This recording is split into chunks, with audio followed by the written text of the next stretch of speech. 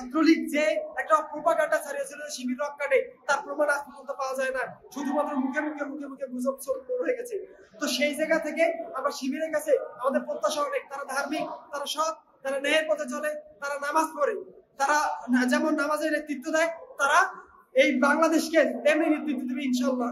যদি শুরু করি যে ছাত্রদের উপর কি ধরনের অত্যাচার, কি ধরনের নির্যাতন হয়েছে যে ছাত্রলীগের আমল থেকে, এবং ছাত্রলীগ এবং আওয়ামী লীগ যে শাসন ছিল, যে রেঞ্জ ছিল, সে সময় কি পরিমাণ আমরা বৈষম্যের শিকার হয়েছি। প্রথমত আমরা ঢাকা বিশ্ববিদ্যালয়ে পড়ি, এখানে একটা স্টুডেন্টের পড়ালেখার সুযোগ থাকা উচিত, গবেষণার সুযোগ থাকা উচিত।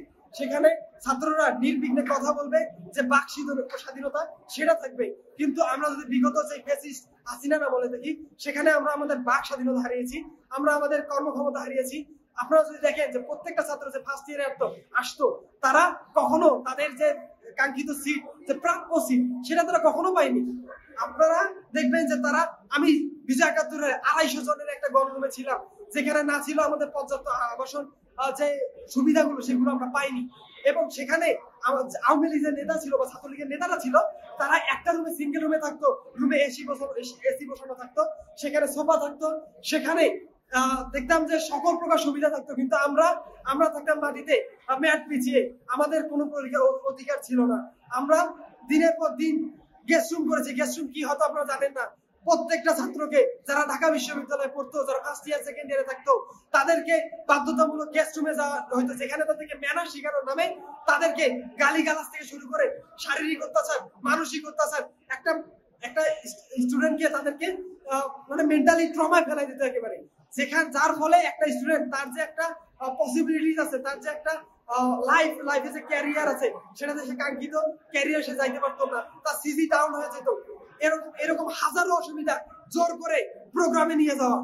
আমি সাদ্দাম ভাই, তারপর ইনান ভাই, শয়ন ভাই, সৈকত ভাই, তারা এত লোকবল কোথায় পাতো, এত মিছিল হইতো, তারা কি বাইরে থেকে নিয়ে আসতো না। তারা এই যে ঢাকা বিশ্ববিদ্যালয়, যারা সাধারণ স্টুডেন্ট, যারা এখানে পড়াশোনা করছে, তাদের পিতামাতা তাদেরকে কত আশা নিয়ে এই ঢাকা বিশ্ববিদ্যালয়ে পাঠিয়েছে, কিন্তু তাদেরকে তারা একটা সাধারণ দিন মজুরকে সাধারণত এইভাবে খাটানো হয় না, যেভাবে নেতারা খাটাতো। এমন কাজ তারা করিয়েছে, সাধারণ স্টুডেন্ট যা মুখে বলা একেবারে বলার অযোগ্য। তারা শুধুমাত্র ছেলেদের হলগুলোকে ছাড়েনি, তারা মেয়েদের হলে এরকম বড় অপুর দ্বারা তারা এইরকম কালচার বাস্তবায়ন করেছে। এবং দীর্ঘ প্রায় ১৫ থেকে ১৬ বছর তার আগে আরো কয়েকটা সরকারের সেশনে দেখেছি আমরা, যে বাধ্যতামূলক তাদেরকে এই গেস্ট রুম, গণরুম কোথার মধ্যে যেতে হয়েছে। আলহামদুলিল্লাহ শেখ হাসিনার পতন হয়েছে, যার ফলে আমরা বাংলাদেশে এই যে এখন আমরা আবাসন সুবিধা পাচ্ছি, আমরা সবকিছু পাচ্ছি, তবে এখনো আমরা পাইনি। কারণ আমরা এখনো ৪ জনের রুমে ৮ জন থাকি। কারণ কি? কারণ ছাত্রলীগ এত পরিমাণ ছাত্রদেরকে নিয়োগ দিয়েছিল, এত পরিমাণ ছাত্রদেরকে হলে ঢুকিয়েছিল, আবাসিক অনাবাসিক সবাইকে, যার ফলে এই যে আমাদের আবাসন সংকট আমরা এখনো কাটিয়ে উঠতে পারছি না। তারা ক্যান্টিন থেকে ধার করে লক্ষ লক্ষ টাকা খেয়েছে, যার ফলে এখনো আমরা ক্যান্টিনের সুবিধা পাচ্ছি না। আমরা এরকম হাজারো অসুবিধা এখনো ফেস করতেছি। তারা যে 16 বছর যে শাসন কায়েম করেছে, যার ফলাফল এখনো বিদ্যমান। তো আমরা ছাত্র দেখেছি স্বাধীন কায়েম ভিপি পদে ইনশাল্লাহ হয়ে যাচ্ছে। তার কাছে আমাদের প্রত্যাশাটা কি? ঐক্যবদ্ধ শিক্ষার্থীদের কাছে আমাদের প্রত্যাশাটা কি?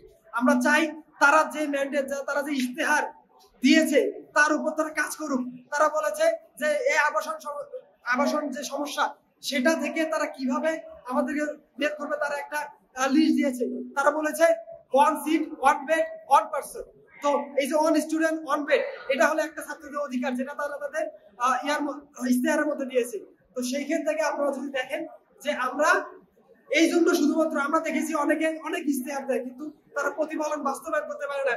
ছাত্র শিবির দুর্নীতি করে না, ছাত্র শিবির মানুষের টাকা মেরে খায় না, ছাত্র শিবির কোন প্রকার খারাপ কাজের সাথে মেয়েদেরকে উত্তেজিত করে না, ছাত্র শিবির ধর্ষণ করে না, ছাত্র শিবির নারীদের সম্মান দেয়, ছাত্র শিবির সবাইকে বাক স্বাধীনতা দেয়। আপনি শিবিরের বিরুদ্ধে সারাদিন কথা বলুন, শিবির সেটা যৌক্তিক ভাবে, কোনোভাবে ফ্যাসিস্ট ভাবে না, তারা যৌক্তিক ভাবে সেটাকে ডিফেন্স করার চেষ্টা করে। তারা বলে যে আপনারা আইনের কাছে যান, আমরা আইনের কাছ থেকে আমাদের বিরুদ্ধে করেন, আমরা আইনি ভাবে লড়বো। তারা ডিরেক্ট কোনো বল প্রয়োগ করে না।